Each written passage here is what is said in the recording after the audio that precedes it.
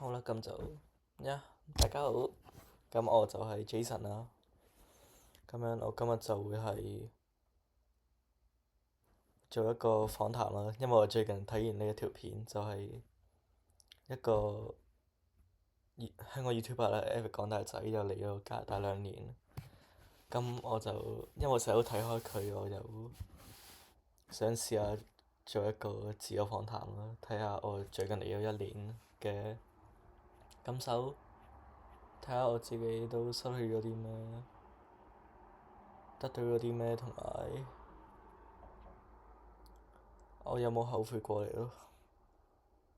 咁就有第一條個人背景同埋近況，我自己介紹一下我過咗嚟加拿大幾耐。咁樣我就係16歲啦，依家讀緊呢個 Markham 嘅一間中學嘅 Grade 11學生。咁樣我就係由上年嘅10月過嚟，依家都過咗差唔多8至9個月左右咯。當時係因為咩原因過嚟？我最主要原因都係因為我 feel 到我香港越嚟越冷淡，越嚟越唔知點樣同啲人溝通，同埋因為我香港原本係準備升中4啦，咁樣我又要揀科啦，咁我呢個戇鳩仔又揀咗 Econ 同埋 ICT。咁其實 ICT 我自己覺得冇問題嘅，但係 Econ 我真係有啲大壓力咯。但係始終我都唔係啲咩中文勁嘅人啦，我一直都攞緊30至40分，所以中文一直都係唔好噶啦，咁樣就一直都係想離開呢個中文嘅地獄。同埋我間學校因為 Band 3啦，咁我就係英文一直攞緊好好嘅成績嘅，90幾分，同埋係咯全級第2啦。咁當時我就覺得我自己英文好好啦，就過咗嚟加拿大咯，即係以為我會應付到好多嘢，就係咯。咁而家都知啦，我英文係勁差咯。適應與生活改變，嚟咗加拿大2年，你覺得呢度生活同香港最大分別係咩？咁我香港最大分別就係香港多 friend 咗好多啦，我培養咗好多感情喺我屋企我嘅 community 度啦，咁樣。我香港我一悶嘅話，我就可以24小時一落街就可以去個球場度打波啊！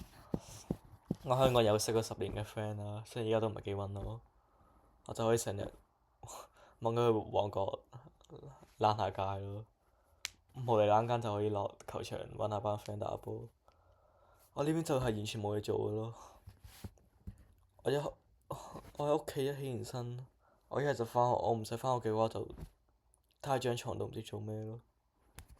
有 friend 嘅，但係佢哋都唔係幾理我咯。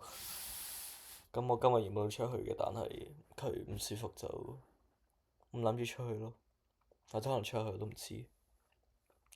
呢2年嚟，你對呢一度生活環境同埋心態有咩改變？咁樣 Billy 出嗰首心態決定境界咁樣，我心態我嘅 mental health 一直都好差啦。咁我一直都覺得我會好快死啦，因為我嘅 depression 係真係好大啦，一直都覺得我自己冇 friend 啦，雖然可能我自己有都唔知啦。係咯，我 feel 到我香港係開心好多咯，但係讀書壓力係好大咯。我呢邊會成日諗，我過咗嚟係咪一個好大嘅錯誤咯？我會覺得我自己過咗嚟係嘥咗咯。如果我一直留喺香港，我可能會讀書方面我可能會勤力咗啲，我可能會學到多咗好多嘢。但係我依家我過到嚟係根本係浪費緊自己咯，即係我學校又唔係幾讀到嘢嘅，我係攞到高分啫，但係我係完全學唔到嘢咯。我學嘅嘢我同我香港係兩大回事咯，係。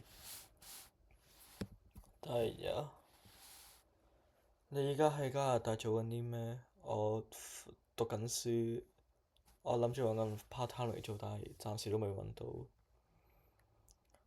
轉行或者揾食過程順唔順利係完全唔順利咯。我 in 咗7間嘢都最尾都係 decline 咗我，可能因為英文太差啦，亦都可能我講嘢方面都唔係幾好咯。所以啊，暫時都未有咩打算。心理情緒呢一方面，你有冇覺得自己好迷茫、好無助或者好孤單嘅時候？依家咯，我喺呢一個禮拜，我會係咁諗，我生存嚟做緊啲咩咯？我會係咁諗，當我睇到身邊啲人有幾開心嘅時候，點解我仲可以喺屋企嗰度乜都唔做咯？我可以日日喺度日日喺度求緊人同我傾偈嘅時候，人哋就可以好輕易咁樣放低我咯。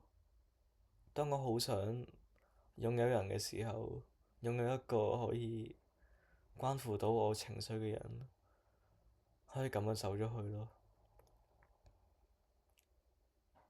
亦都我香港啲 friend 都越嚟越唔可以話唔理嘅，但係會 move on 做我嘅時候，咁樣其實如果我離開咗呢個世界，其實啲人都好快會 move on 到我。其實我覺得，but I don't know，睇下點。當你面對情緒低落或者生活壓力嘅時候，你會點樣克服同埋排擠？我會同自己傾多個偈咯，我會係咁打字咯，我會係咁開個 notebook 咁樣係咁寫低我而家嘅情緒咯，或者我會好似依家咁樣打開部電腦同你傾偈咯。雖然我都唔知我同緊邊個傾偈咯，我唔知邊個會睇我啲嘢啦，我唔知邊個會咁得閒碌 YouTube 咁樣碌到我呢條片啦，但係呀，yeah，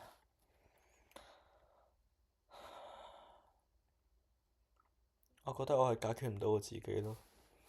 我覺得呢個世界係唔會有人認同到我咯。雖然我都知我呢啲情緒壓力係一件好細嘅事咯。暫時我都未破產，未咩離婚，未咩，但係我好辛苦咯，係我 feel 到我自己，我真係頂唔住落嚟咯。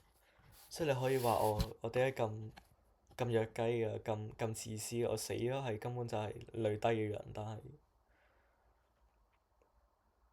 可能我真係咁弱雞，我都唔知。未來規劃或者心態，未來規劃咁，我嘅 imagination 就係我可以讀到書咯，我可以讀上 university，我可以讀到一份 BSW，我可以做到個社工，可以幫到人咯。雖然我連我自己都未幫到嘅時候，我可以點樣幫人我都唔知咯。但係我都希望我可以幫到人咯。但係我依家分數嚟講，我 high 70 low 80，其實我入大學嘅機率係好低咯。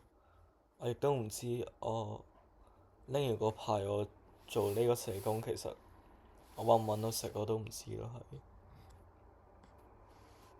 所以我下一步嘅打算係睇我讀唔讀到書咯。我讀唔到書我都可能一了百了，睇下先。